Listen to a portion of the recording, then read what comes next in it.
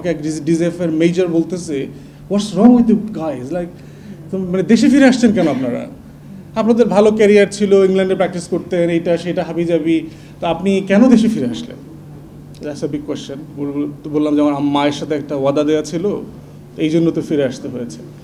So এই গুমের যে, এবং অনেকেই বলেছে আমরা বলতে পারি নাই, আমরা বলেছি, আমরা যারা জাহিদ ভাই, আমি, জোনাস সাকি ভাই, আমরা চিৎকার চেঁচামেচি করেছি, সাফিসিয়েন্টলি করেছি, এবং আমরা সবাই গুমের থ্রেশহোল্ড ওভারকাম করেছি। ইন্টারন্যাশনাল এজেন্সি যেগুলো আছে, গোয়েন্দা সংস্থা, এরা কিন্তু দৈত্য, এরা প্রত্যেকটা একটা জিয়াউল হাসান ওইখানে যখন বসে, কারণ সে তো পিএম এর কল লিস্ট দেখতে পায়, সে অপোজিশন লিডারের কল লিস্ট দেখতে পায়, every single members of the parliament and the other stakeholders of the nation, তাদের প্রত্যেকের কল লিস্ট সে দেখতে পায়। সে যখন দেখে যে টনি ব্লেয়ার কার সাথে পরকীয়া করতেছে, ডেভিড ক্যামেরুন শালিকার সাথে ডেটিংয়ে গেছে, এগুলো পরে আমরা আসছে পত্রিকায় দেখছি, এবং তার ওয়াইফ এটা জানতো না।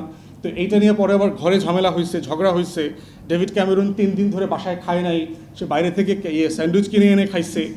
এগুলো যখন এজেন্সি চিফরা জানে, তখন সে কী করে, সে প্রাইম মিনিস্টারকে ম্যানিপুলেট করতে পারে, ম্যানুভার করতে পারে। So those are the things যেটা আমাদের একটা পাবলিক জায়গাতে নিয়ে আসতে হবে, পাবলিক গ্রিলিংয়ের জায়গাতে। এটাই একমাত্র ওয়ে তাদেরকে অ্যাকাউন্টেবল করা। সেকেন্ড যেটা করতে হবে সেটা হচ্ছে যে রিভিউ, যেটা কমিশন আছে, একটা রিভিউ অম্বার্সম্যান করতে হবে, যে অম্বার্সম্যান তার রিপোর্ট পাবলিকলি প্রকাশ করতে হবে। আপনি শুধু রিভিউ করবেন আবার করে ফেলবেন, আপনার বালিশের নিচে রেখে দেবেন, এই ধরনের রিভিউ রাষ্ট্রের স্বার্থে ওয়ার্ক করবে না। আর যারা যারা স্টেক হোল্ডার আছেন, দয়া করে আপনাদের ফেলিউরগুলো বলবেন। মহিউদ্দিন ভাই আছে, বেয়াদবি নেবেন না, আপনাদের অ্যাসোসিয়েশন থেকে আপনারা বলেন যে আপনারা কীভাবে ফেল করেছেন, সেটা শ্বেতপত্র বলেন যে আপনারা বলতে পারেন নাই, মানে দিজ আর লাইক একেবারে ফেইল অ্যান্ড রিল্যাক্টেন্ট এক্সকিউজেস। আমরা নাগরিক হিসাবে শুধু সরকারকে অ্যাকাউন্টেবল করলে তো হবে না, তথ্য প্রযুক্তিবিদরা আছেন, আপনারা সাফিসিয়েন্টলি ভয়েস রেজ করেছেন কিনা, please do your own review and expose it.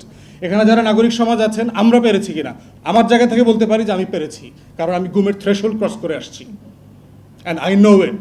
Every time আমার ফোন যখন ক্র্যাক করে, তখন আমি বুঝি যে কোন ফোনটা ধরবো, কোন ফোনটা ধরবো না। মা ফোন করে বলতেছে বাসায় পুলিশ, বাসার সামনে থেকে সিএনজি ঘুরায় চলে গেছি, বহুদিন হয়েছে, বহু রাত হয়েছে, ফোন এক জায়গায় আরেক জায়গাতে ঘুমোতে হয়েছে, এক কাপড়ে এক বাসায় থেকেছি, আরেক বাসায় থেকেছি।